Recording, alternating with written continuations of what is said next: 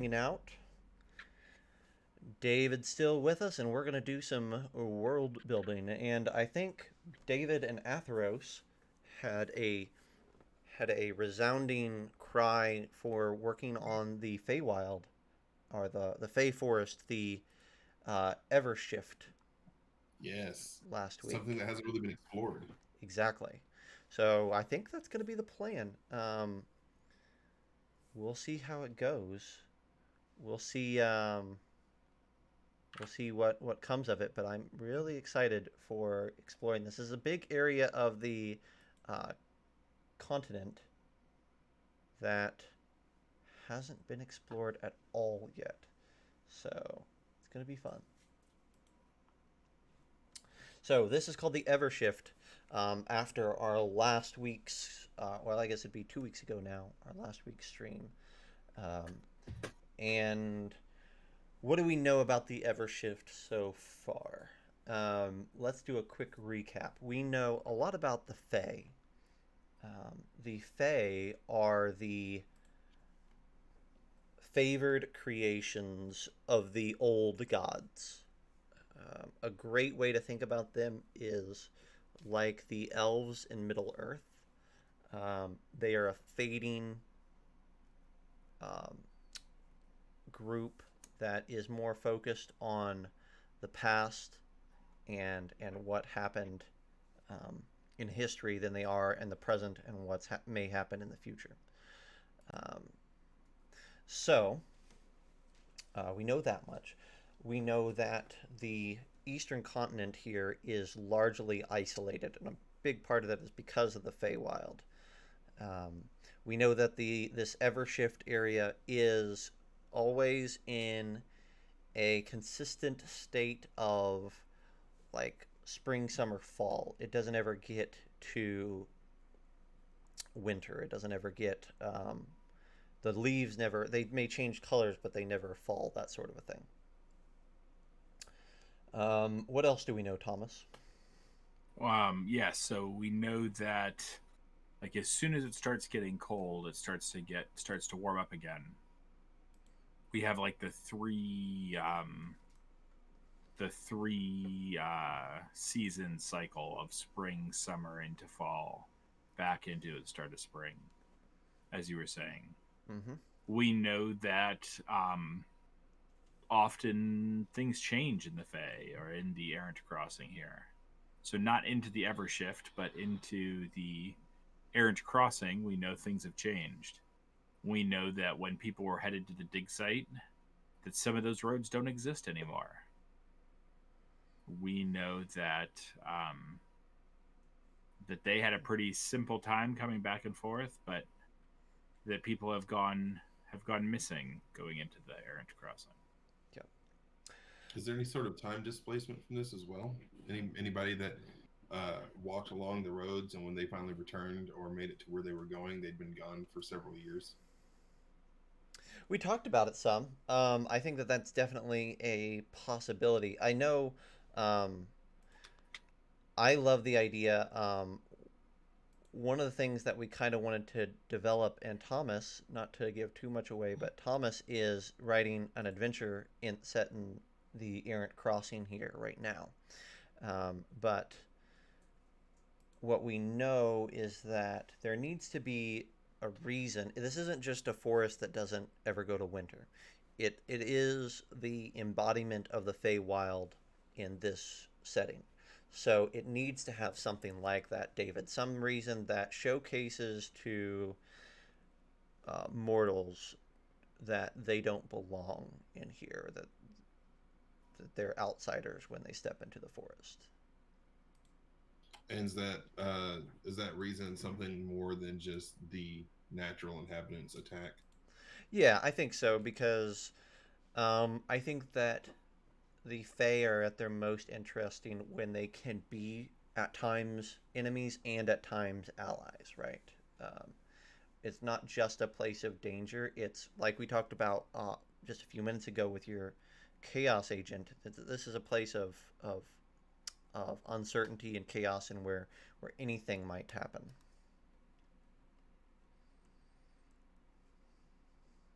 possibilities here are endless. Yes. Shenanigans are definitely endless. Yes. Quite. Well, the first thing is somewhere within the middle of the Evershift, there is the leader of the Fae, and his name is Chuck the Badger Smith. The He makes badger. badgers. Chuck the Badger Smith. Yes. That definitely is something. Okay, have you guys? I can't remember the name of this movie, but there was a movie out there with Natalie Portman that had a very Fae-ish vibe to it, and I cannot recall for the life of me what that was. Uh, but one of the things that always fascinated me about that was how when when creatures from the natural world cross through the barrier into this shift, they started having physical changes. Hmm. Some would get sick, some would go crazy, some would. One of my favorite things was there was a deer that was split into two, and there was one side was a full like necrotic looking dead deer, but the deer that always stayed beside it was this full of life deer that had floral all over its horns, and its body was coated in vines. But they stayed always within a couple feet of each other and mirrored each other's movements. So maybe the Evershift gets its name because those that enter too deeply into it start to take on random physical attributes that are more harmful than helpful. Hmm. That's interesting. And Atheros here is saying that there could also maybe be a fog that reduces the HP of people slowly over time, or some other stat other than HP potentially. He also says that it only affects those that strut in it casually. Yeah.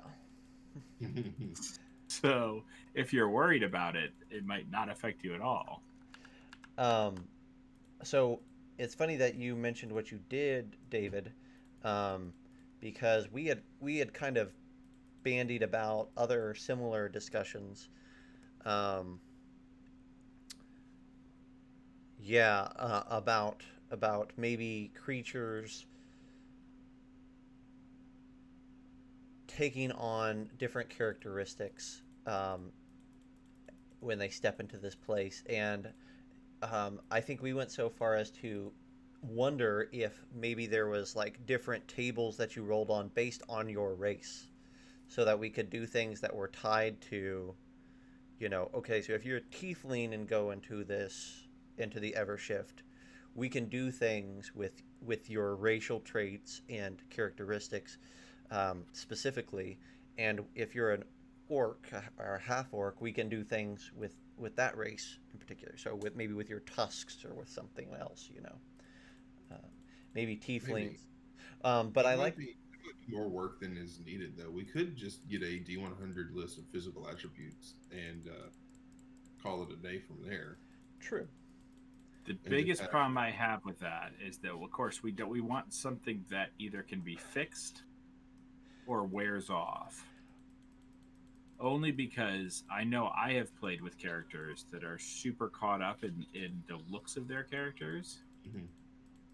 And if you change something to the fact that they don't feel that they like that about their character anymore, you could see some people pretty bummed out about wanting to play that character. Right. So, how we could handle that is this is only an element that happens in the Evershift, and the only lasting effect that happens is when you move outside of the Evershift. The reversion is so instantaneous that it hurts mentally. So, a character has to roll on the madness table and potentially gain a long-term madness effect, and that's the only lasting factor. And even that can be fixed with something like greater restoration. That's cool. And Atheros is saying here, I love this is interesting. I think we'd have to be kind of careful about it because what you don't want, Atheros, is to make it so that a an adventure set in the Evershift becomes a source of heavy frustration for your players. But Atheros is suggesting that maybe some of your stats, some of your ability stats swap. Huh. So like strength and int swap or something like that. Um, Atheros, how about this? I like. Here's an idea. Instead of swapping stats, how about you actually swap full characters? So if you sleep in the Ever shift with a group of people, uh, potentially the person to your left and the person to your right have to switch character sheets because they wake up in different bodies completely. that's Just crazy. Freaky Friday 'em? Just Freaky Friday. Yeah. Hey Horace, welcome to the channel again. We're really glad to see you. Congratulations, by the way, on winning the Dice Vault a couple weeks ago. Um, so let's take a little poll here because I love the idea, David. The trickiest thing here is, um, let's just ask, chat. How do you feel about you getting your character sheet pulled and somebody else playing that character? It of course is it. They're not playing your character. Somebody else isn't playing your character. They're just playing your body. Is that the right way of putting it? Basically, they're playing. It forces players at the table to experience a different class. Is basically what's happening. So they're still the same character, but now they have different class attributes. Mm-hmm. And it wouldn't be a lasting effect because the ever shift. So maybe they go to sleep, and then two other people at the table have to change as these two change back. Mm-hmm. Yeah, because the main thing, right, is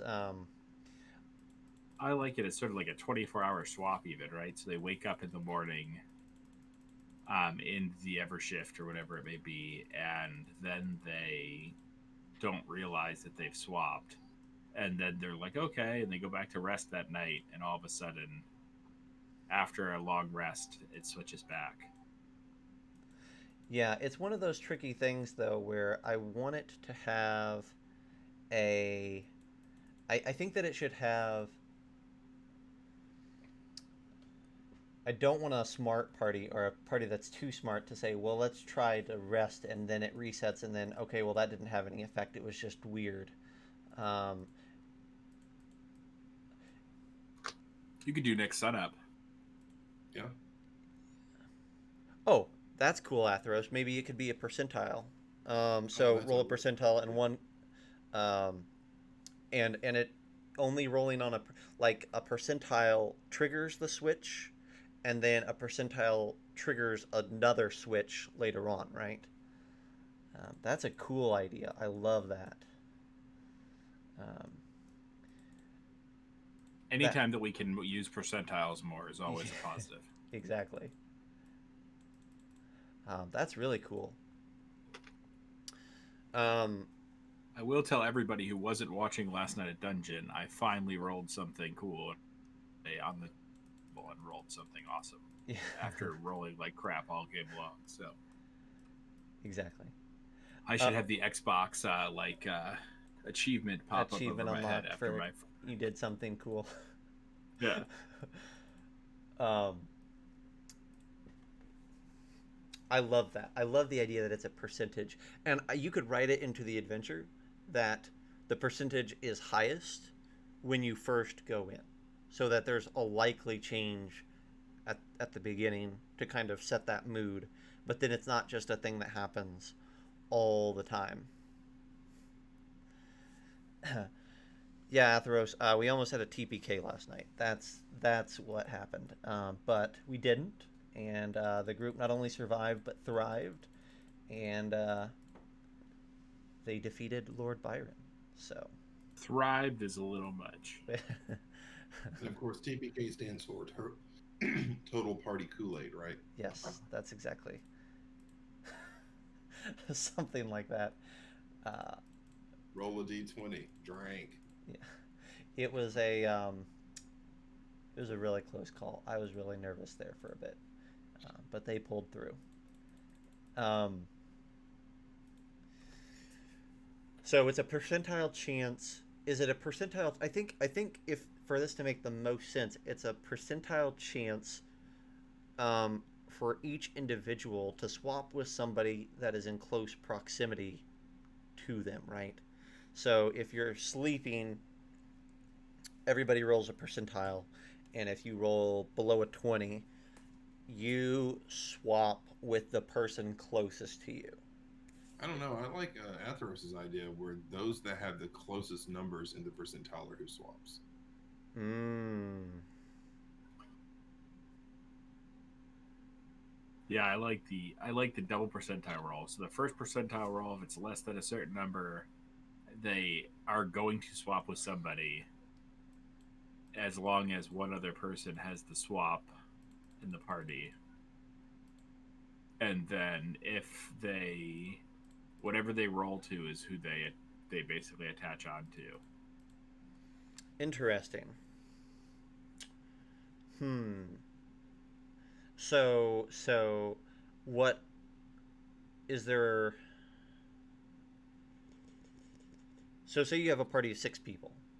Mm-hmm. Let's walk this through for a moment. They go to sleep, and we say everybody roll percentile dice. Yeah, at least I don't know if it has to be this way every single night in the Evershift, but I think it's probably that way for people who are learning the magic of the Evershift. So people who are new to the Evershift. Hmm. What do you Like it's think? the first 1 or 2 nights that they are in the Evership. Yeah, yeah. I think at very maximum you want it to be a week or so. Yeah. Only because if we do, our goal is after Ascension goes through, our goal is to explore more of the Fey plane or the Elder side of this map completely. It could Well, we work better if it's a matter of the DM rolls the initial percentage. So, say if Oh, so the DM rolls DM for rolls and it rolls for everybody or nobody.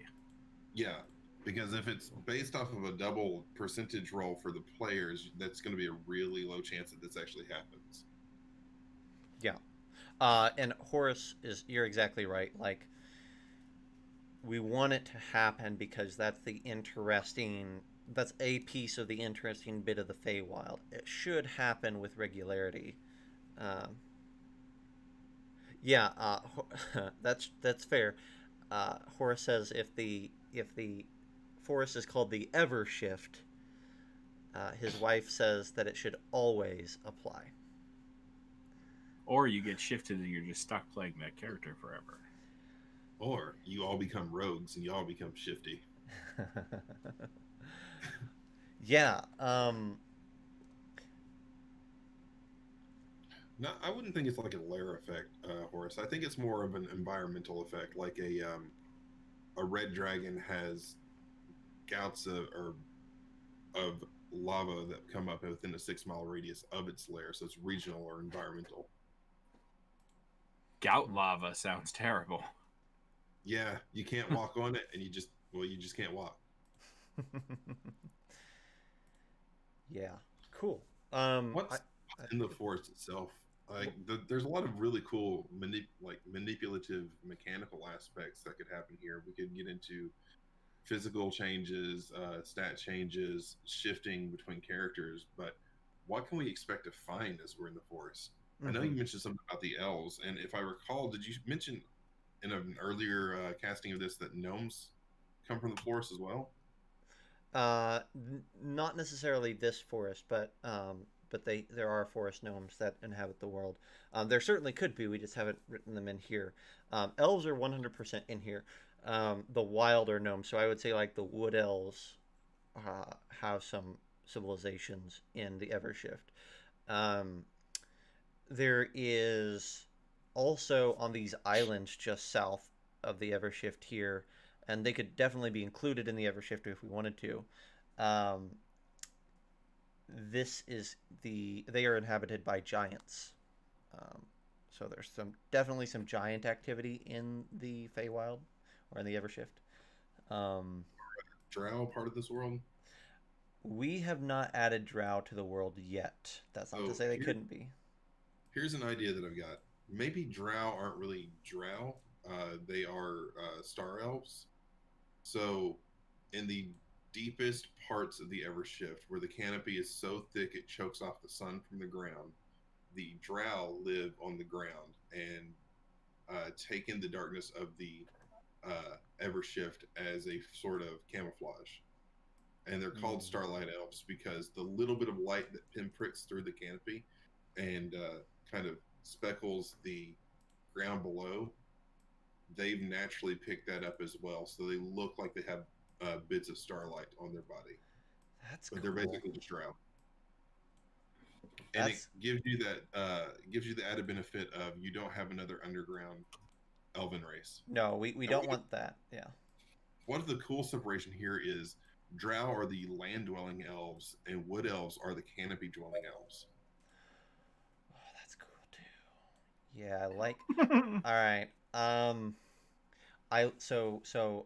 I love the idea that I think I'll have to do some checking, but I'm 90% sure that drow are in the OGL, so we can use them. But even if they aren't, we can kind of flavor it a different way. But I love the idea. You're right, because we have the underworld in this area, that the fiends live underneath the earth. There's no underdark. Um,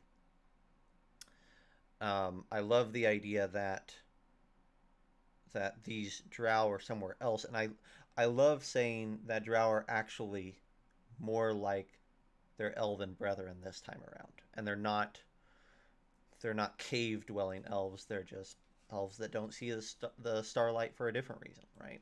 Mm-hmm. That's cool. And the idea here is a difference in personality as well. So starlight elves are going to be naturally predatory because the camouflage allows them to sneak up really easy. So they have a more subdued and subtle personality. Whereas wood elves, if they're canopy elves and they stay out in the sunlight, maybe they're more flamboyant. So wood elves don't have just like chestnut colored skin or walnut skin or olive skin. Maybe wood elves actually take on the colors of the trees, and you have bright oranges and yellows and reds.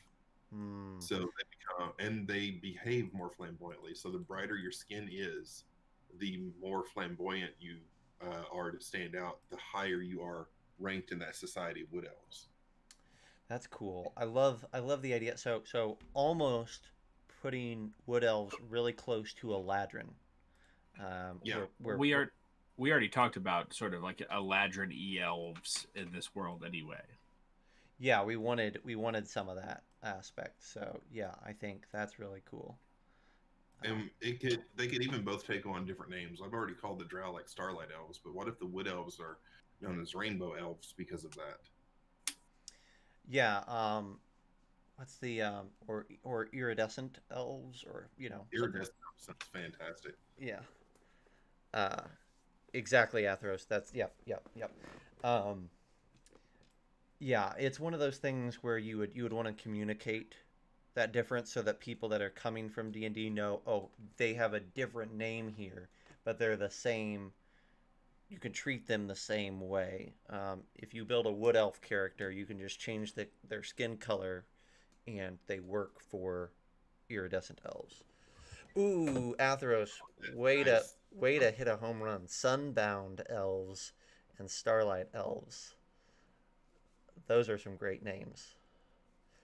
Um, Well, we can't give him all the credit. He just renamed the Starlight Elves. yeah. But Sunbound is the perfect. I love Sun, Sunbound. Sunbound is perfect, but it's only half of a home run. Yeah. It's a home run, not a grand slam. It's still a home run though. That's true. Just um, joking. let's see. Okay. So we've got those elves, and that's going to be really fun. Yeah, 50 Um, 50. what we know that there's going to be all sorts of hag creatures, fey creatures in the Evershift. There's hags, there's dryads. We know those. Um, but one of the things that I think helps is, like, this is a huge swath of land. It's massive. Um, so there could be several different strongholds or kingdoms or whatnot um, mixed into this forest. And so what are some domains that we would like to see here? Um, Not just specific creatures, but like kingdoms or cultures or whatever. Okay, get this. You said there wasn't a winter in the Evershift. Right. What if that's because the Sunbound elves are purely nomadic? So there are a lot of kind of major bases set up for them, but there's not really a city or a structure or a kingdom because it is from ages past before the fall. It was given to them as a sort of a ritual to move about the Evershift, and any time that the trees turn to autumn, they have to nomadically move to that area and then regenerate the leaves back to spring. And maybe there's even some sort of prophecy that says something about when the Evershift freezes, the Unseelie Court overthrows the Fae. That's cool. So it's a maintained thing. Yeah, Um, it is their charge to never let the Evershift freeze. that's cool. So if that's the case, then you have pockets of sunbound elves throughout the entirety of the airship uh, that keep maintaining the spring, summer, autumn rotation, and there are several different groups that set up in packs of 20 to 50, and maybe they have their own leadership within those groups, and maybe even they have something that's semi-druidic where once a year they meet at a sacred spot that's similar to like Stonehenge or something. Entmoot. uh, yeah, and the tribe heads of those specific organizations meet and have some sort of deal there, peace deal or something, uh, but they don't have any actual kingdom. Mm-hmm. Mm-hmm. Because That's cool.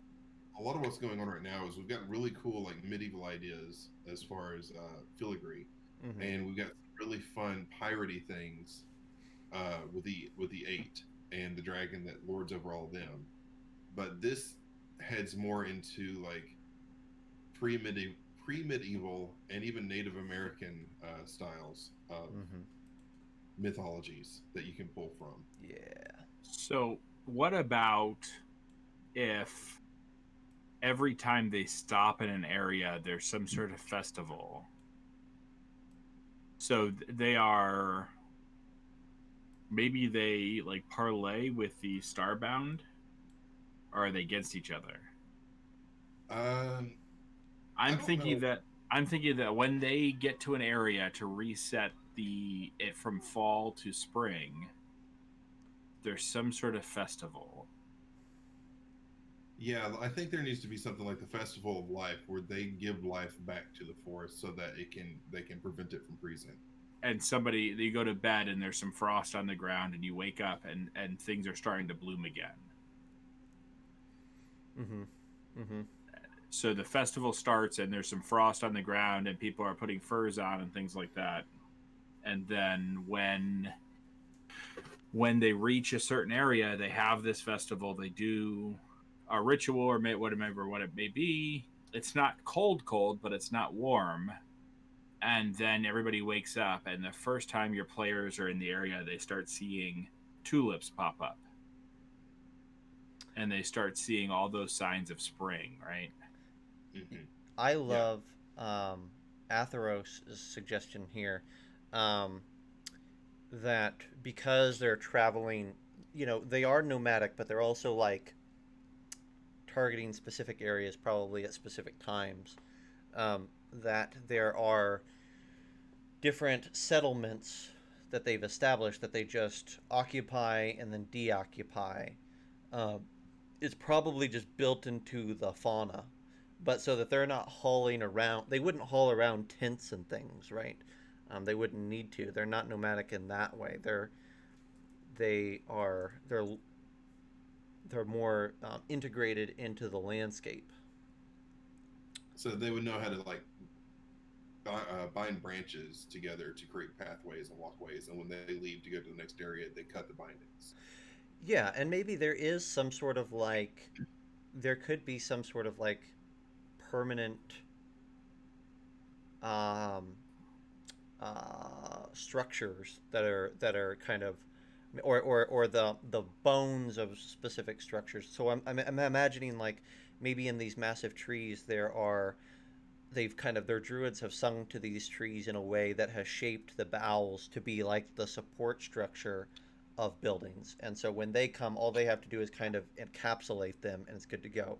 But if an What if adventuring party happens to sort through it, it'd already be kind of apparent.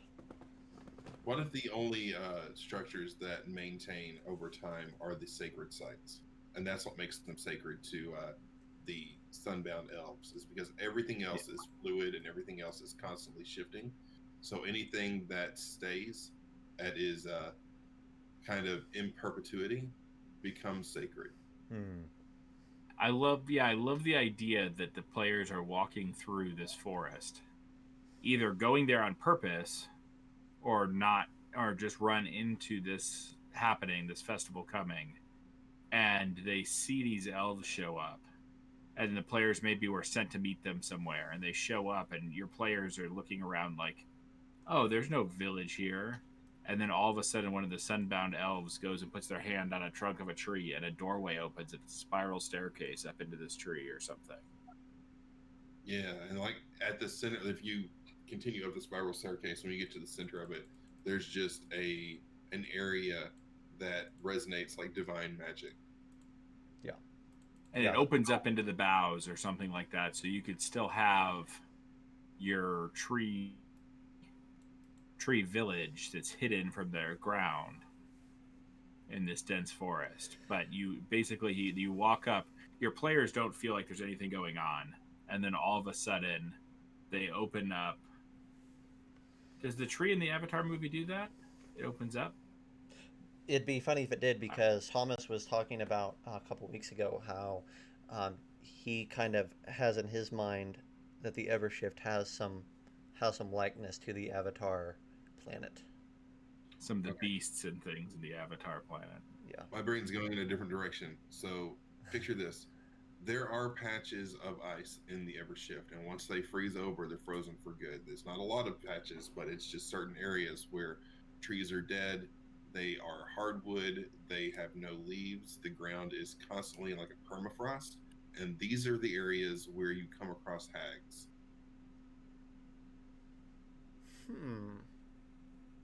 Like if they believe in the idea that the Evershift freezing over heralds in the rise of the Unseelie court, then these patches of ice over areas where maybe a group didn't get there in time to stop the shift uh, means that there are actually Unseelie Fae here. There are hags, nightmares, things like that that haunt these woods. These become the haunted woods of this area. Like this is where the ghost stories are told. Do we want? Oh, that's very interesting. Um.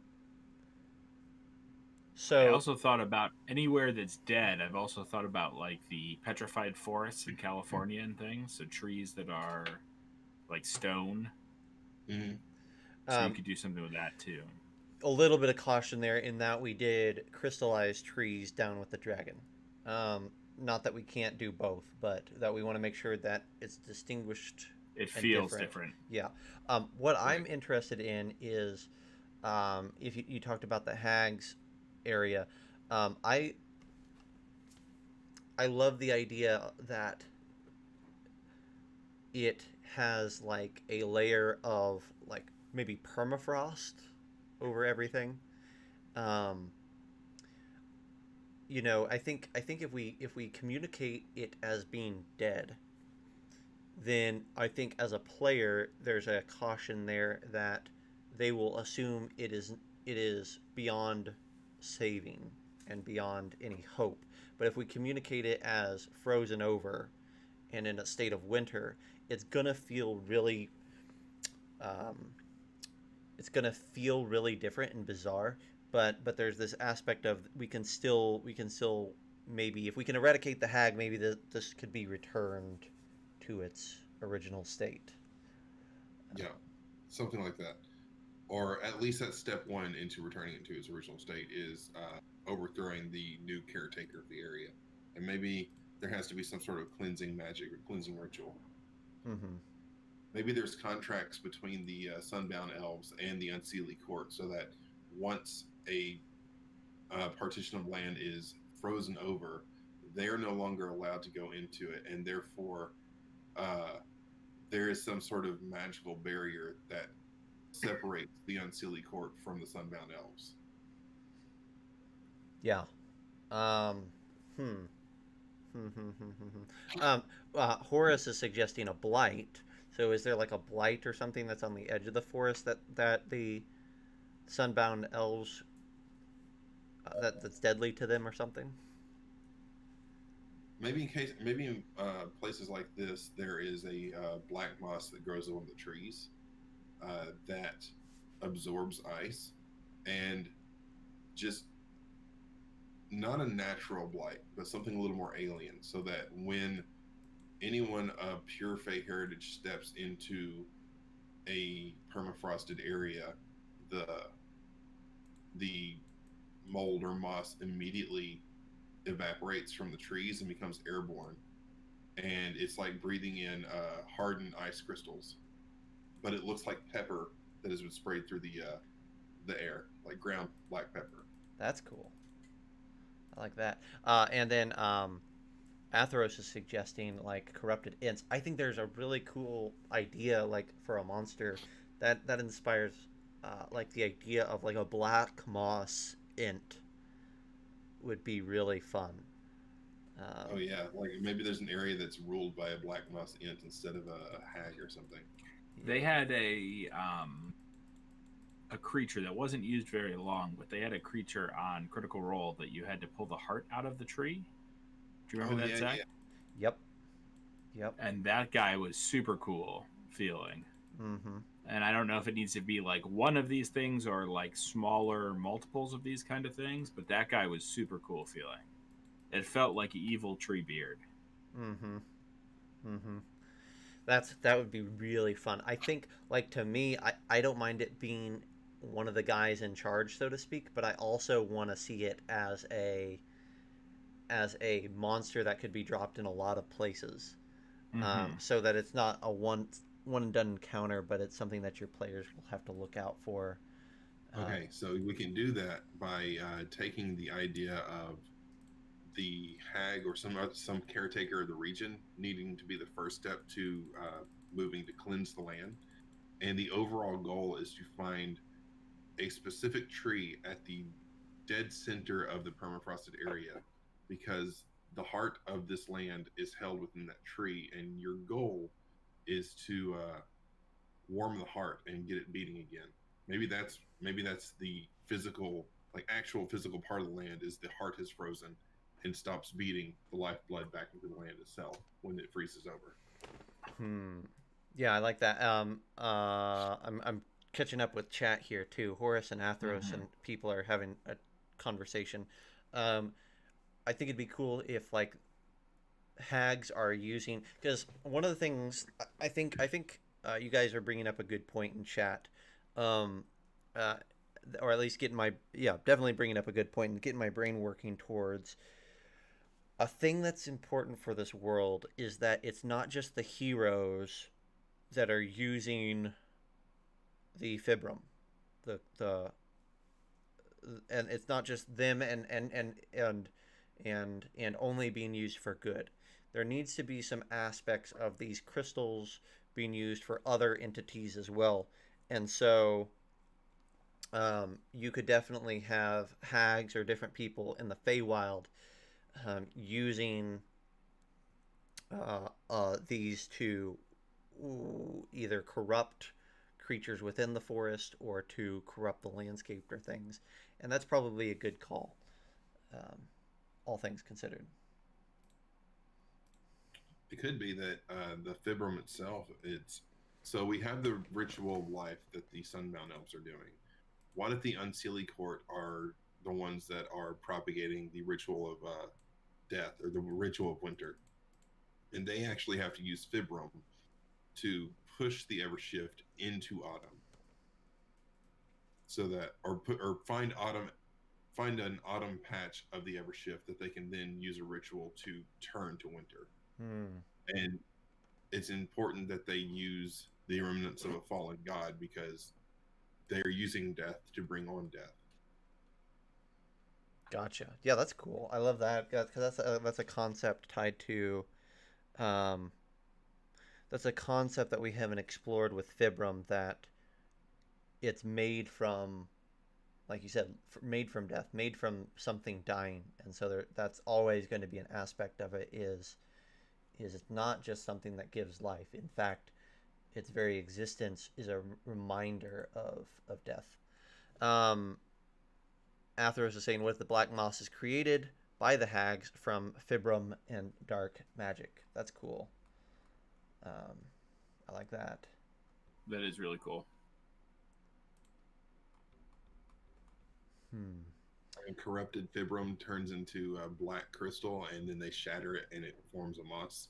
Yeah, that's interesting.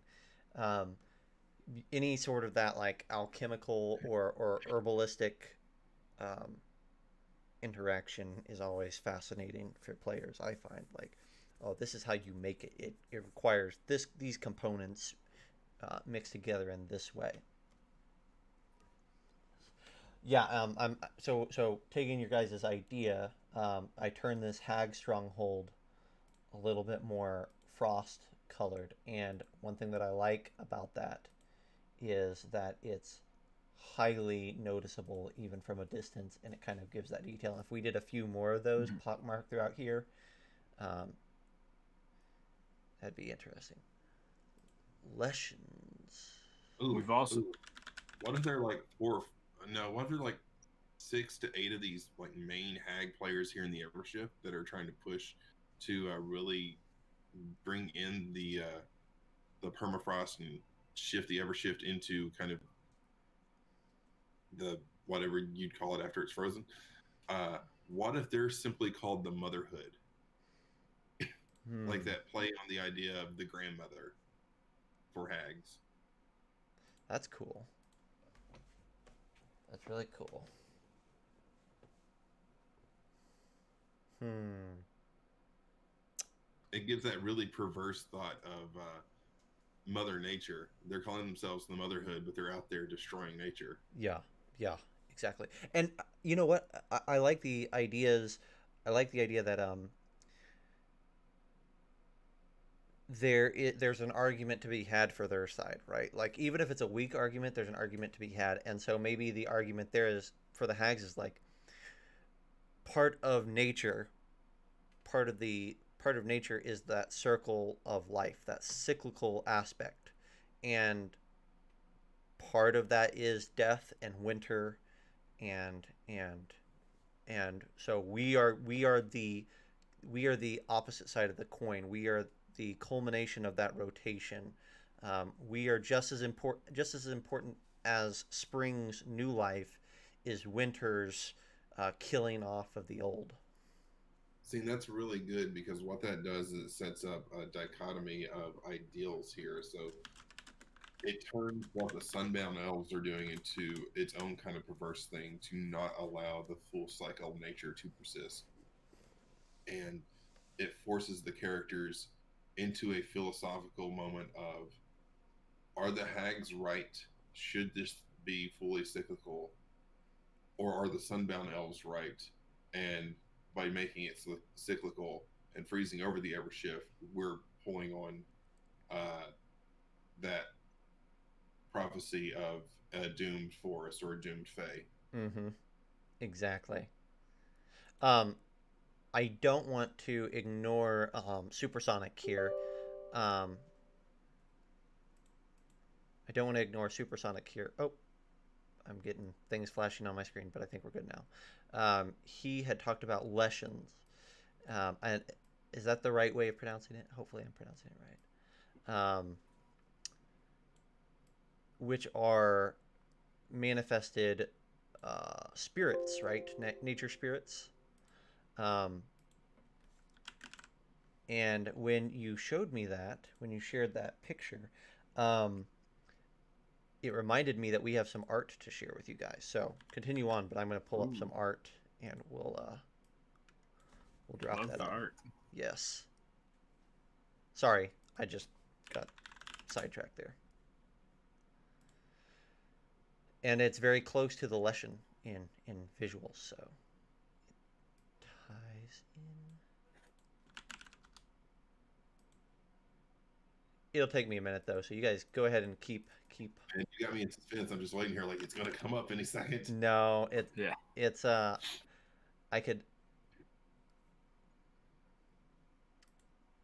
You know what? Sure, it can come up right now. Let me just pull it up for you guys. Get a sneak peek here. Yeah, we'll just do it like this. That's fine. Let's get a little peek behind the curtain. Yeah. There we go.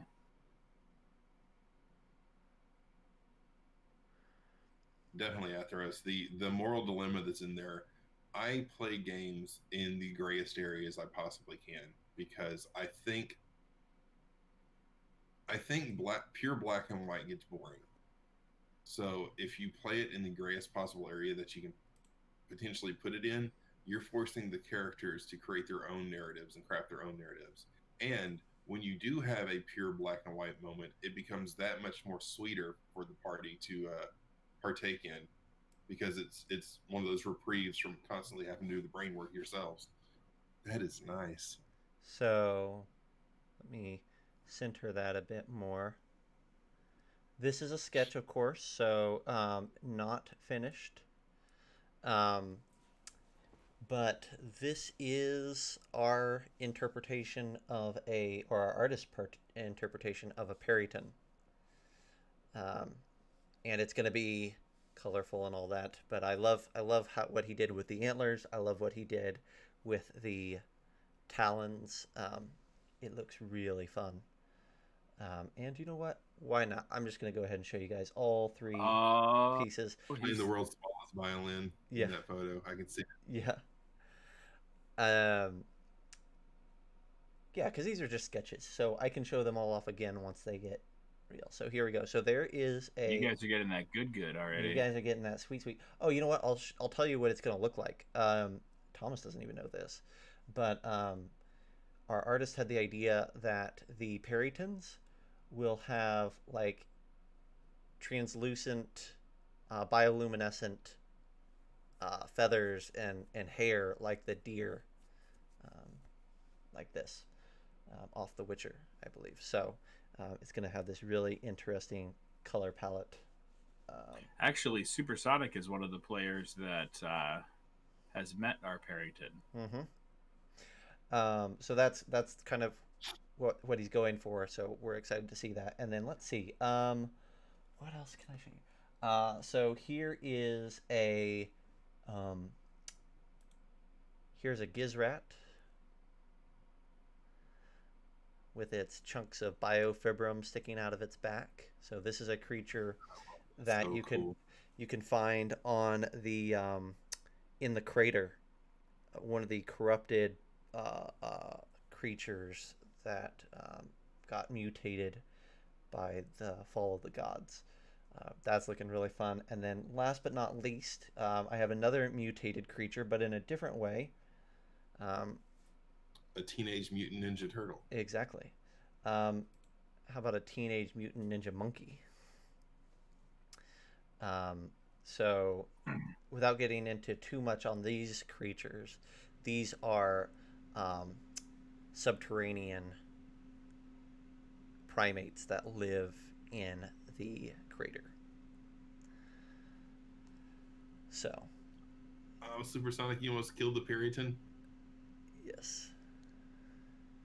We're playing with Zach in his game to experience it, and we met the Barretine as well. It was a full-on role-play encounter.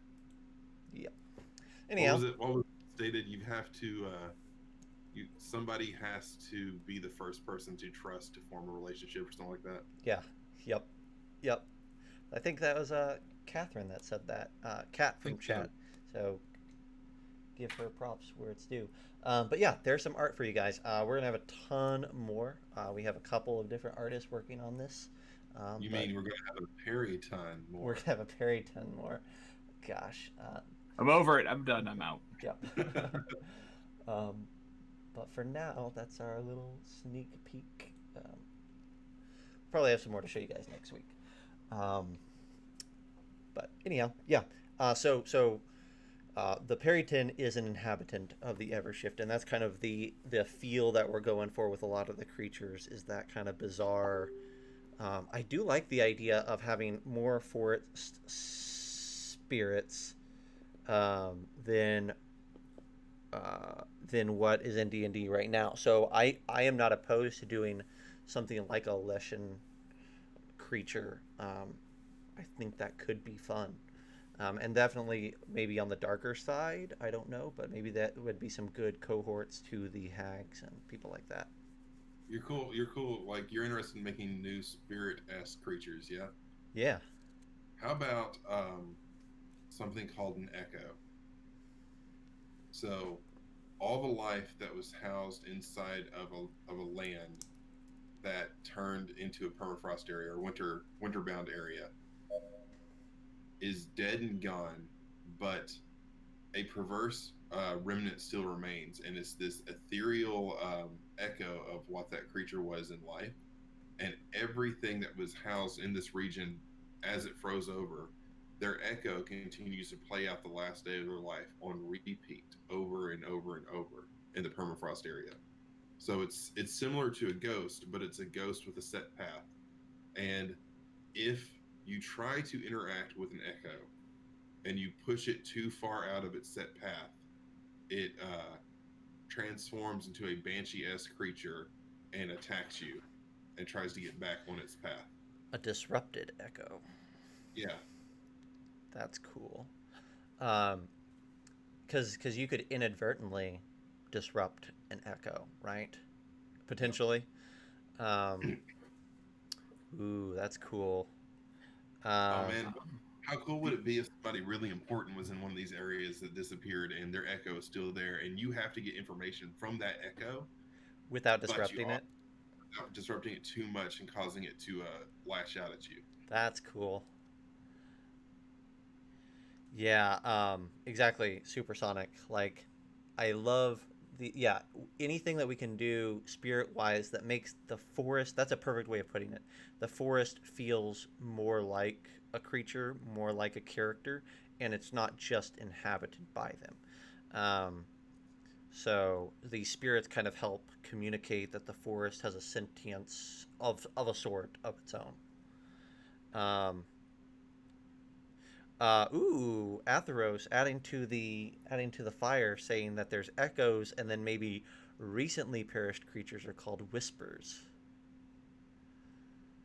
What's the flavor on the whisper? Is it just like you can hear the sounds of something, but you can't see it yet? Yeah, like it's just a audible manifestation, and it's not a visual. Is that kind of the idea? I love the idea of like echo is a cool name. Whisper is a cool name. Is a cool name. Um, so I'm Well, intrigued. whispers is one fast way to turn from a whisper into a banshee. Just the names work there. Yeah. That if something happens to a whisper, it turns into a banshee. Hmm. Just because of the name Whispers aspect. to me also kind of feel like, and I, Atheros, if you have an idea for how they would work, definitely shout it out. But I'm imagining whispers being a little bit like will-o-wisps, that they are waylayers to the living, um, and maybe intentionally or maybe just by their very nature unintentionally they disrupt the living world around them. Hmm. I'm trying to think of something cool for a whisper. Like, what if the echo is the remnant of life in a dead place, but a whisper is the remnant of death in a living place? Like, a whisper is a voice that holds over from uh, the whisper is a voice that holds over in some of these more bright and vibrant places that leads you to deadlier parts of the forest, that leads you to quicksand traps or leads you to um, layers where dangerous monsters exist, or leads you to areas where there is, yeah, like Athro says, leads you to the echoes. So echoes don't have a will of their own in the sense of they are a pre-recorded thing that can get disrupted, but whispers have more of a manipulative aspect where they can kind of are in a sense trying to guide you somewhere. I think whispers are going to be more in the sense not that they're trying to guide you somewhere, but they are they are remnants of the unseelie. So they are the parts of death that exist in the living world, and they are trying to push more death in the vibrant part of the Evershift. Oh, oh, oh, oh. Whereas, I so you're going into the living area. You're going to the brightest, most vibrant area of the Evershift, and the whispers are pulling you to the deadliest aspect of it because even in life there's death, and they're trying to create that. hmm. And it's like the voices that are held over from other unseelie fae that have been vanquished in these regions. That's Similar really to uh, exactly Athros. So one of the things that I'm thinking about here, something that popped in was, um, this is the Feywild for our setting. What if, what if anything that dies here, any Fey creatures that die, there's no place for them to go other than here, so they become spirits. This is the permanent residence of the Fey, um, and so um, there that would give a reason for this for the Feywild to become, or the Evershift to be chock full of spirits, because every Fey that has ever existed is bound to this wood that used to be much larger and now is condensed. Um, and it gives a reason for there to be these unseelie spirits, these whispers, and seelie spirits elsewhere that are still trying to manipulate the world of the living, because the world of the living also happens to be the home of the dead. I like that because it fuels that idea of the cyclical nature between the Seelie and unseelie courts. Yeah, yeah. Um, What if we make for one part of this has to have some sort of mirrored version for the other part? hmm.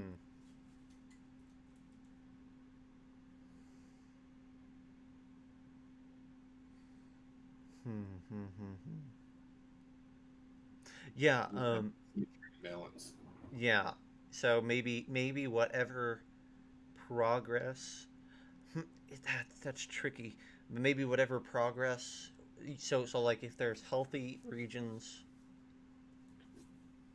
Hmm. Oh, so okay. So is the idea here that because the Unseelie have been kind of partially eradicated and kind of pushed into the corners, their spirits, their dead spirits, their undead spirits now are the majority in the spirit plane. Like, um, because they have been largely eliminated from the world of the living, they now hold control over the realm of the dead. Um, and the only way that that would ever balance is if more Seelie were to perish and kind of balance the scales in the dead world as well. Let's see. If the spirits must return there, maybe that's a driving force for the dead or frozen areas to give them space to rest without interference. That's cool.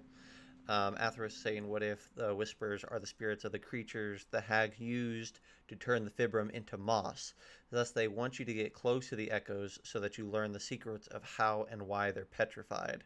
Um, and then yeah, so like the whispers are guiding you towards these darkened areas, but they're guiding you there, at least in part, to try to get you to come in close proximity with the source of their problems or the issues, and so that you might fix it. Thanks for the sub, Anthony with Talon and Claw. We appreciate it. We do. You're gonna pass me up on gift and subs. One thing, yeah, I Supersonic, you're 100% right. Um, the thing that I think is so important with the Feywild is that there's no clean, clear cut good and evil. And I think that obviously the Unseelie are going to have an uphill climb convincing any party that they are the side of good and right and just and whatever. Um, but there's a big step towards that by them being like, there's a cycle to these things that we are trying to implement. And I just feel very strongly that that needs to be a driving force for their interactions with the party is we need your help to allow this cycle to complete. Um, Here's a abs- fun thought as far as like a religious mindset for the Sunbound Elves. We talked about how they are so nomadic and they don't really leave too much behind, but things that are permanent are sacred to them. Maybe that's why they refuse to let the Evershift become a frozen forest, because as long as they can maintain life within the forest, this is a sacred place, and it shows some form of permanency. Even if it's with their help, it's a permanent forest and therefore it's sacred. And maybe the way that they view it is by shifting it to a permafrosted area, it desecrates a sacred temple. mm-hmm. So doing what they're doing isn't just because of a prophetic sort of thing. It's full on a religious rite and philosophical worldview. Yeah, I think And there's they're they are actively being opposed by hags and various other unseelie who are stating that the world is constantly in flux and is constantly changing, and to try to resist or say otherwise is actually the desecration. yeah. Well, it's one of those things, right? Like I think that the Seelie can argue that the gods, the pantheon, the old way of things was unchanging, right? Like if you look at godhood, one of its aspects is that um, it is standard. Gods are standard. They don't keep on aging. They don't die in that respect or anything like that. They just exist. And so for them, this idea of a forest that maintains an ideal state is a forest that is coming close to this divine aspect of being an unchanging entity. And so for them, the idea of the forest needing to go through this cycle of death and rebirth um, implies that the forest is more like the mortal world and less like the divine. Maybe, maybe because of this mindset, you're also going to find ideas attached to how Fibrum works, because the old gods were supposed to be permanent, and the elves, to some degree, remember the old gods. So when you come into the forest looking for Fibrum, you are actively forcing change. You're forcing your will against what should have been permanent. So the Unseelie are actually the ones that are going to be more in favor of helping you on Fibrum related quests. Mm-hmm. And Sunbound Elves or Starlight Elves are going to be more opposed to it. Yeah, that's interesting. Hmm. Because that's going to bring world politics into the Evershift to show that even a place so alien and so remote is still affected by the fall of something greater than the world itself. Yeah, that's cool. I like that. Talon and Claw. Anthony's asked for a quick little check in with the northeast section. He helped us kind of build our northwest section, and so just a quick little touch here, Anthony. You can see that we've named a few places, that there's been a mountain range added and a few things, but um, We haven't gotten a ton more done there. That's from what you see. I don't know that it's going to change that much. Though there's a few things still to add, but we're getting there. Supersonic is asking, can the Sunbound Elves reverse the permafrost, or once it's frost, is it never coming back? So I think it can be reversed. The same way that the Unseelie, the hags, can create frosted areas, the Sunbound Elves have to be able to return a frosted area to um, a springtime effect.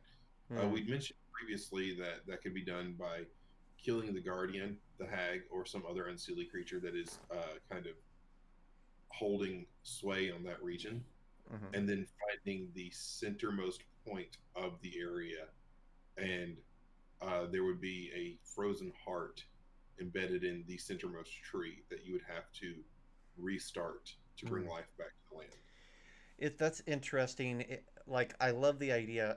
So Colville over on the other side of the D&D creator space is working on his book Kingdoms and Warfare, and if you watch some of his streams, he talks about the idea of domains and warring against an opposing force's domain and domain actions and yada yada yada.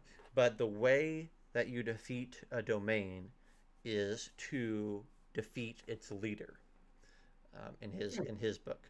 And so is that real life, right? Is it real life to say that if we want to defeat this whole kingdom, all we have to do is kill the king? No, that's not real life, but it's a simplified version of it, and it works well in game terms. And I think the same could be true here, where and we've actually helped make it have a little tinge of realism, perhaps. But like the idea of there is a creature at the core of any of this permafrost, and the sunbound elves can't themselves do much against the region and taking it over unless they cut out the bad core of the creature at its heart. Oh, Um, Okay, so here's the idea. Here's the idea. It's that whole idea of death and life cycles. They have to get in there and take care of the hag. They have to kill the hag or put it into some sort of suspended animation so the heart is still beating in the hag. The hag's heart, the symbol of death in the region, is what's needed to restart life. mm-hmm. Mm-hmm. Uh-huh. So, There's gosh, what is it? Somebody that something like that is done in some work somewhere, and that's a good pull. Um, I like that. That you basically have to use the body or the heart of the corruptor as the way of restoring the life of the area. Like they're a material component. Is that kind of the idea? yes, like the hag is a material component to restart life in the area. A symbol of death has to be used to create life, which would be interesting if that worked in the other way, so that one of the nomadic tribes, if you killed the leader and stopped their heart, would be sort of the starting factor for the frost in a new region. So it becomes warring factions of these hags and these sunbound elves who are constantly trying to outsmart and outmaneuver the other leader so that they can use a symbol of life to create death and a symbol of death to create life. And what they don't realize is they are playing the same cycle that they're fighting for or fighting against. Mm-hmm. Exactly, Atheros. I think we're on the same Yeah. page. Yeah, we the hag is working on turning the forest into this winterized, permafrost, petrified space. There's probably more than just there's certainly more than just the hag competing against um, the sunbound elves. There's probably several hags, but there's probably also several other different types of creatures, and there may be a whole race, not just individual hags, but like a whole race that's attempting this permafrost expansion. So is the Um, hag just trying to make it winter, or is she? Or are they? trying to make it just a full cycle. I think That is maybe a it's good question. that's a good question. To me, I think that there's an argument to be made that, and this kind of ties into our our world today, which is typical for this project. But I think there is this idea that like when one party is extreme, the other party has to be extreme as well, or Yeah. at least feels the need. And so when the Sunbound elves are saying no winter, the hags feel like in order to be that balance, to get that balance, their mindset has to remain on getting into winter and expanding winter. Their only thought is to making that happen, and probably they haven't given much thought at all to what happens after that. I prefer to not have uh, that like cackling evil like let's make it winter forever and just that's kind of the goal. But I Mhm. think that they're hell bent on winter right now and haven't really thought further ahead than that. Um, I don't know what you're talking about though. What do you mean by diametrically opposed sides in our current culture? No, I'm kidding. I'm kidding. Yeah. We're not getting into that. I just wanted to. Yeah. I mean, have you? What he's talking about is like Pokemon Red versus Pokemon Blue. That's Oh, yeah, that fair. was that was what That's I was. absolutely right. Yeah, that's If you're if you're not on Team Red, you can just leave now. well. Yes, absolutely. Agreed. Team Red for life. um, let's see. There could be gnomes in the area. Atheros. Leshen creatures could definitely be part of the boss evil people. Fiendish Fae is interesting.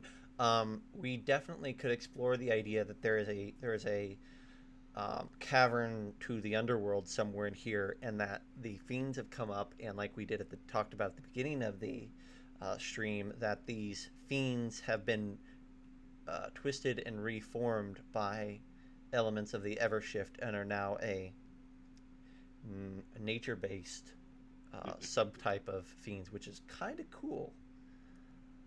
Um, I just had this really weird idea of plant topiaries that are coming to life, but only take the shape of elephants. So within the ever shift, you could summon elephantal. that's unfortunate. Um, Atheros is suggesting that maybe there's some gnomes that are trying to work on turning the area into petrified wastelands. Definitely possible. Rock gnomes would be a good fit there, I think. Um, I think that they probably um, gnomes have somewhat pockets, large portions of gnomes have kind of abandoned their fey roots and are more um, focused on tinkering and initiating the expanse of civilization. So I could see like a pocket of rock gnomes trying to initiate winter as because in their mind that would expand civilization in some way, or it gives that, them a resource or whatever. that idea of nature versus civilization. Yeah. Maybe that's what the Starlight Elves are there for too. Maybe the Starlight Elves and this group of gnomes that are in the forest become sort of the foot soldiers for the Sunbound Elves and the hags. Mm-hmm. We haven't really discussed what the Starlight Elves are doing. Yeah. Maybe they're a race caught in the middle, right? Um. Maybe. I I do love. We talk about Starlight Elves being close to Drow.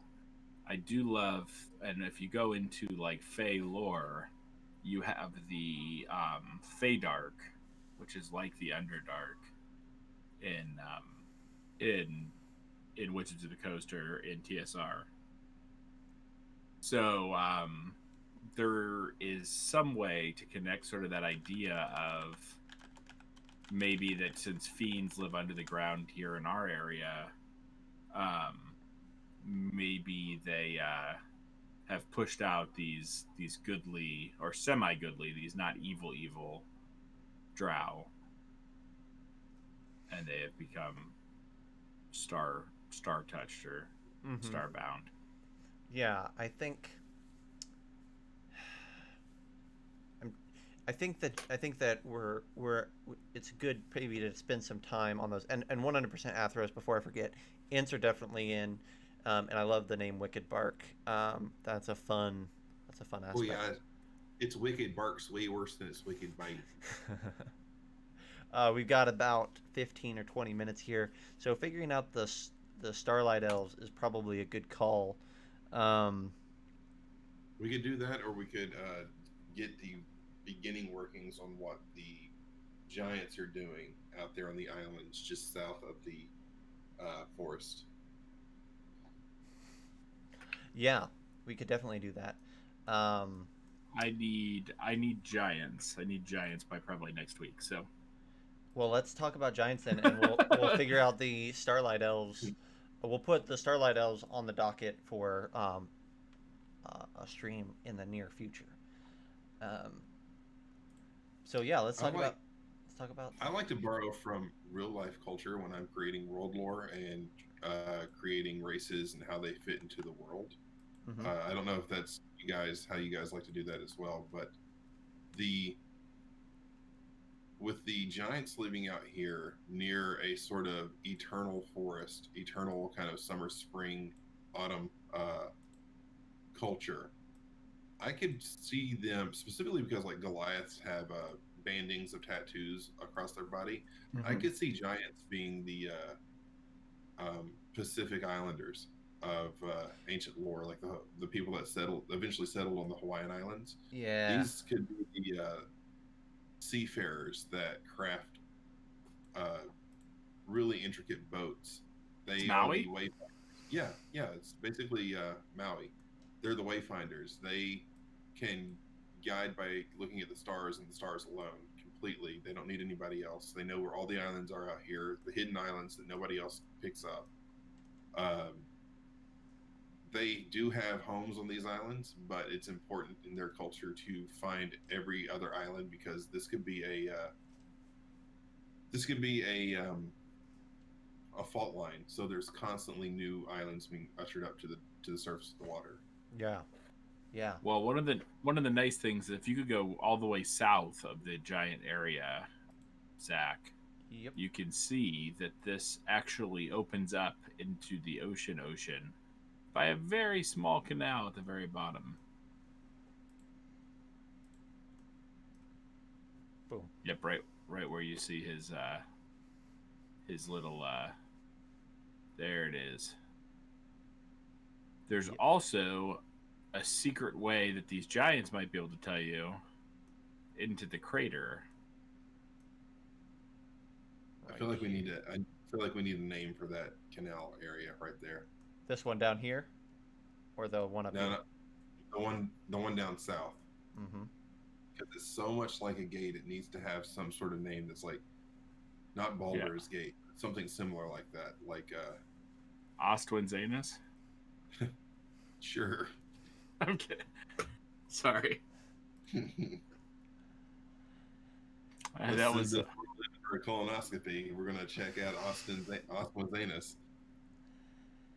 What? So let's see. Gate. Um. Cloaked Islands. I like that. Atheros. Atheros is suggesting the name Cloaked Islands for these up here. That's cool. You know what we could do, right? We could put like a volcano right here, somewhere in here, that's kind of rising up out of the ocean or out of the sea, and we could say that like there's a lot of steam that comes. There's a lot of volcanic like underwater activity that brings a lot of steam to it. So the cloaked islands are because it's an area shrouded in steam for an extended part of the year or whatever. And what if with the island with the volcano, everybody sees the volcano as destruction, but what if these specific cultures, the Goliaths and the giants that are here, view the volcano as life, and because it's creating a new island, and islands are precious to them. So what if when they see a volcano, they view it as their god pushing an extension to the surface because they believe their god exists deep below the bowels of the planet's crust. Mm-hmm. Like they Mm-hmm. believe that the world itself is just an egg, and their god is sleeping at the center, and occasionally it pushes islands up as a means to, I guess, interact with its creations. Yeah. Did you see Atheros's suggestion for names? Finks crossing. Yeah. I, d- I don't know if The he knows that that's tied to your handle or not, but that's pretty great. um, it also would be great if instead of the divide, it was the David-eyed. Or if you're talking Fink's Crossing, you might as well throw David into the word divide. Oh my gosh. If we're doing puns, if David's here, we might as well be doing puns. Yeah, but I'm not that narcissistic though. I don't need my name attached to anything. I love the word crossing. I like the word the divide. That's cool for names. That's really cool. A really cool idea, supersonic. That it's a fibrum activated volcano that hasn't been dormant since the fall. That's a cool pitch. Uh, really cool, actually. Um,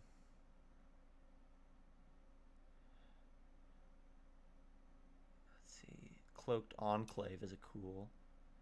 Um, boy, oh boy, oh So maybe the giants here use their seafaring ways to search out these volcanoes so that they can perform sacrifice at the volcano.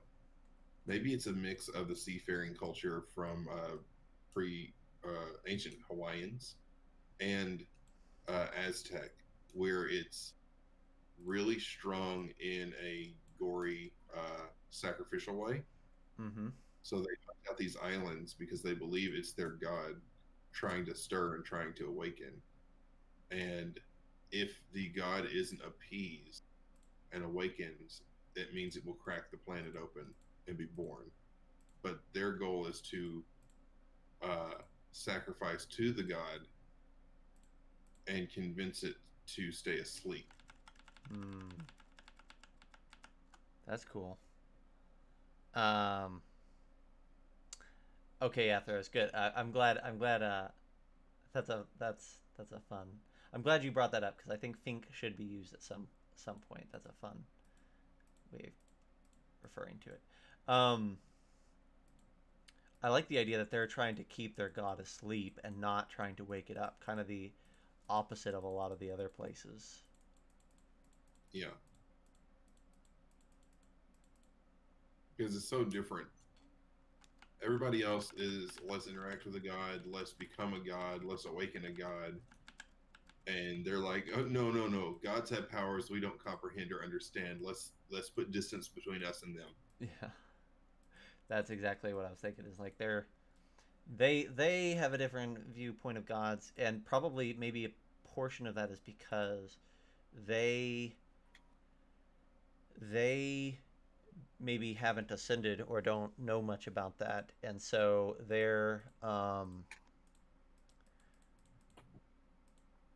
they view gods as others, whereas other people maybe see gods as people or creatures like us at this point. You know? Or maybe they don't view the ascended as gods. If they believe their god exists at the core of the world, then something that rises above the world is lesser. Hmm, that's cool. It That's doesn't matter how much power you have, you're still just a human that's putting distance between you and the rest of the world. yeah, that's cool. I like that. They're like gods aren't so like the statement would be like gods aren't where you're at. Gods are who you are, and you don't become a god. You know like it's like the idea like a mountain doesn't become a tree. It's always a mountain or it's always a Yeah. tree. Um, Yeah, they could even, because volcanoes are so central to their world lore, they could say something to the effect of a mountain doesn't become a tree just because a mountain starts to gain power and spew life from within. That doesn't mean it has the ability to change what it is. Mm-hmm. Yeah. But yeah, maybe the whole concept with them is a god isn't an entity with power. A god is something that is so far beyond what you can comprehend and understand that it's about, I don't know, it's about more like knowledge based. Hmm. If you can classify it and you can dissect it mentally, empirically, it's not a god, it's a being of power or a being of substance. A god has to exist far beyond what we as mortals, or even in some cases near immortals, have the ability to comprehend. Mm-hmm. Mm-hmm. Ooh. Okay. Um. Gosh, way to go, Athros. You got some good names tonight. I really like the Severed Gate for our area down below there. I think that's cool. That's really cool.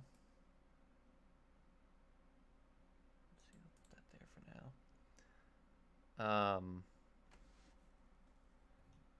And then Supersonic is wondering if the fog or smoke would have magical or arcane properties. I mean, speaking to the giants, they want you to think that. Yeah, yeah. Um, In my world, we have a lot of tattoos that withhold magic. We have two whole cultures that are uh, sort of grown around the idea of holding magic within markings on the body. Maybe that can carry over here, where the fog itself doesn't have. I mean, it has an arcane aura, but it doesn't have a magical ability. But if you collect enough ash, you can create an ink from the ash that imbues you with magic. ooh, If that's you cool. tattoo your skin with the ash collected from this fog cloud. Well, if you think about it, if this is a fibrum volcano, the ash would probably have some sort of residual fibrum in it. Right, but if it's a residual fibrum, it's not going to be anything more than just an aura, and that's why if you collect the ash and condense it down to a concentrated form and create an ink that you attach to your skin, that's where the actual magic comes from. Yeah, that's cool. I love it. I love the idea that there is a reason behind it. Um, that's really cool. Um, hmm. Cool. And maybe this is the first volcano that's really had an issue because of the fall of the old god. They don't understand the old god fell. They attribute the magic that's rising from the volcano to their god, and they don't understand it and refuse to because it's such a holy thing, but it's causing a kind of splinter cell sect to develop in the island chain here for the giants because it's something that's never happened before.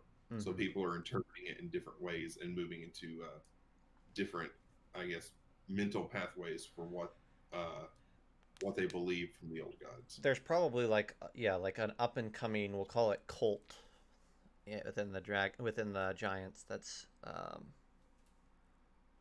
yeah. Um, yeah, exactly. Supersonic. I think that there's a way to ascertain the nature of this fog and know that it's magical, and maybe like because we know that fibrum has this like yellowish green tinge to it. So maybe that's part of the way that you kind of get clued in is that it's not just a steam that's like regular visual like grays and whites. Maybe it's got this like slight coloration to it. Um, yep, that's cool. Uh, guys, we are at 10:30.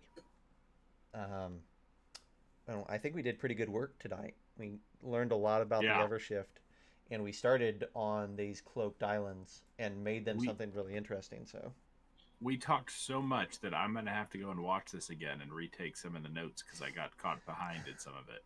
I'm Yeah, sorry. well, it's okay. It's a good thing.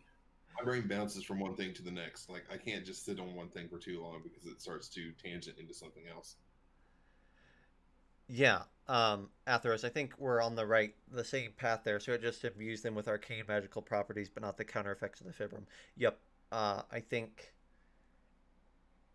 it's actually a really powerful resource. And this, I mean, who doesn't like? I mean, I think Critical Role kind of brought it into the general populace's mindset, but who doesn't like this idea of magical tattoos that give you a permanent benefit?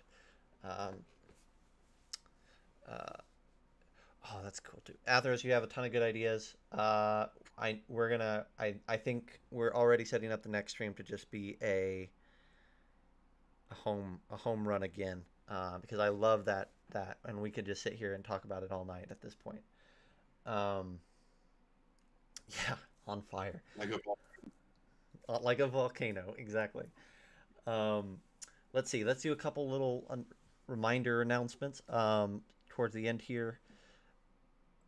We might be able to do another world building stream this weekend, so stay tuned for that. We'll see if we can't squeeze one in. Um, other than that, we'll be kicking off again next week with another stream here. Keep your eye on the Player's Guide to Orient Kickstarter that David's a part of, and I think that wraps up on. Help me out here, David. Is it on the 21st? Is that our last day on that Kickstarter? so it still has 11 days to go, and it looks like it's the 20th that it ends. 20th. Perfect. So if you guys could do David and us a favor by just hyping that wherever you can, that would be awesome. We would really appreciate it. Um, let's see, is there anything else? Oh, there's the only other thing that I'd like to shout out a little bit tonight. We've got some really killer episodes on Bite Size Gaming podcast right now. There's one releasing tomorrow, and then there's one releasing next week, where we bring on a special guest who will be one of the writers um, of the Ascension book with us. The GM Tim is coming on for a couple episodes. So if you want kind of an insight into one of the writers that you haven't met yet, go to Bite Size Gaming and listen to the episode that's coming out tomorrow and next week. And we talk about skill challenges this week, how to do them, different people's thoughts on it.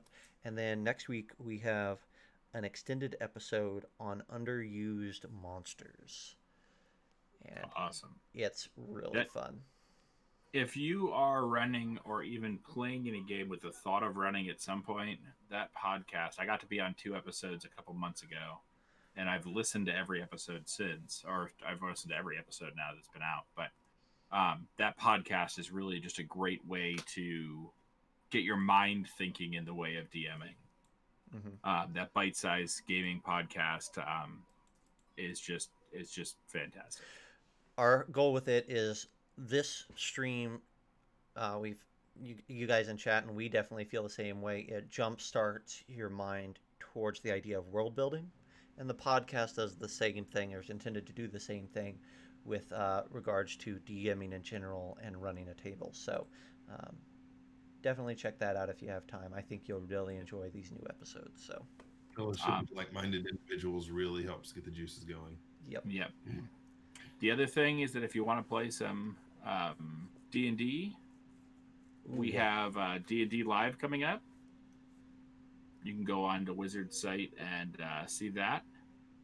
D&D Live will feature a bunch of us convention DMs that have done a lot together, and we're going to be running 4 different 1-hour sessions throughout the weekend of the 18th through the 21st. 18th through the 20th. Is that right? Yep, 18th. I've got it pulled up for him there on the screen. But 18th to the 21st. Yep, go on there. And all it takes is a donation to Red Nose Day, and you're able to jump in and play with one of our great DMs. Yes, Atheros. We will be. Thomas and I will both be DMing for the live play. If you go to D&D Live, you scroll down, you'll see this little red button that says register now. Follow that to the portal, and they are supposed to be giving us um, a way to tell you guys what tables are our tables. So if you go on there right now, it just says table 1, table 2, table 3. But hopefully in the next few days, we can say, hey, I am table 12. If you want to play specifically in our games, this is what you need to pick up. Um, But but I will tell you that even if you don't get in our games, it's going to be a fantastic time. yep. It's Yep. a great adventure. I don't even know if I can say who it's written by yet. It's all hush hush because it's the new season of Adventure League. Mm-hmm. But it's gonna be we've gotten the adventures at this point, and it's fantastic. Yep. And it's not just us, but Catherine, who comes on and is in Jonathan. chat, and Jonathan are both, who was another guest on our stream. Both of them are also going to be running there. So you have four friends of the show that will be a part of it. So you have a good chance of getting in. All right, David, thank you so much for hopping on with us again tonight. Of course, anytime. This is my jam. I love doing world building stuff. And tonight was especially lucrative, so appreciate you being a part of that. Um, thanks, Thomas, for tuning in and hanging out with me. Thanks to chat for hanging out. We Always. had a really active chat tonight, guys. Really appreciate Supersonic and Atheros and Talon and Claw and Horus was in there and Lou was in there. Um, just a really great core group of folks. We really appreciate you all tuning in and hanging out with us. So um, we love doing this and we love chatting with you guys. So you're a big part of that enjoyment. So. And if you want to, and I think Zach and I are going to try to find a way here sometime soon, talking about just what's going on with our channel here, to do some sort of mini painting session. So I've been really doing some mini painting lately, and we don't have a set date or set time for that, but it's probably going to be at a different time frame because I work most of the other nights of the week.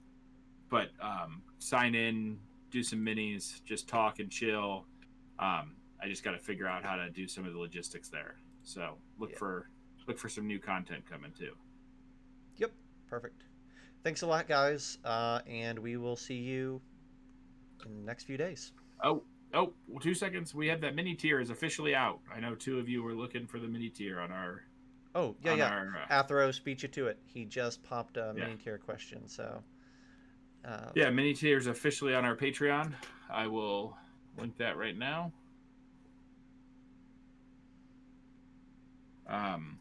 First month, the things are posted. It's hard for me to show you because I know so you don't have our socials for Facebook and things like that.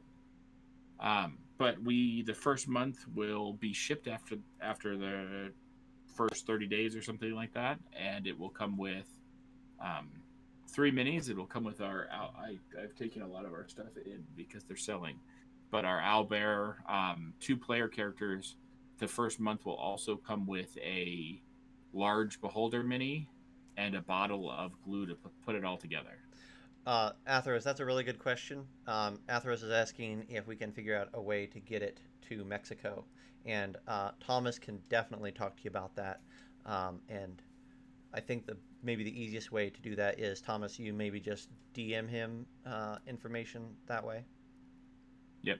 Perfect. Yep. Or sign up and we'll make it work. I will be happy to ship anything at cost, especially since the fact that after the first month, all the minis will only ship quarterly, so it shouldn't be too much of an extra cost. Yep. Cool. Yeah. Sounds good. Thanks, Atheros. Thanks, everybody, and we'll see you in a few days. Link incoming.